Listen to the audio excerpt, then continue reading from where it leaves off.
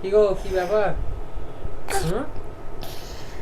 এই তো আজকে বাড়ি এসেছি, আর বাবা এসি লাগিয়েছে, আমাদেরকে বলেনি। আমাদেরকে বলতে আমরাই মনে হয় জানি না, বোনেরা মনে হয় জানতো। মা আমাকে বলতে তোকে সারপ্রাইজ দেবো বলে বলিনি, কিন্তু আমাকে সারপ্রাইজ দিয়েই কি হবে, আমি তো আর এখানে থাকি না। হ্যাঁ, দেখাও এসিটা লাগিয়েছে।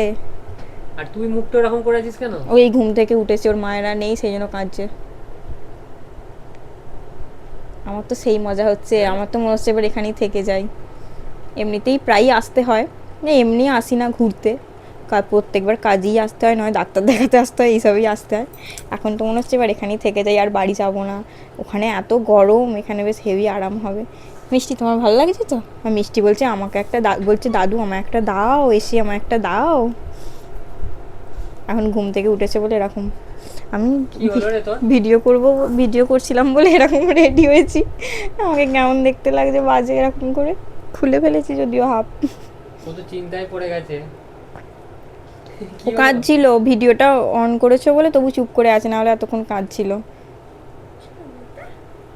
আমার তো হেভি মজা লাগছে, মনে হচ্ছে এখানেই থেকে যাই, বেশ ঠান্ডা ঠান্ডা, কি সুন্দর।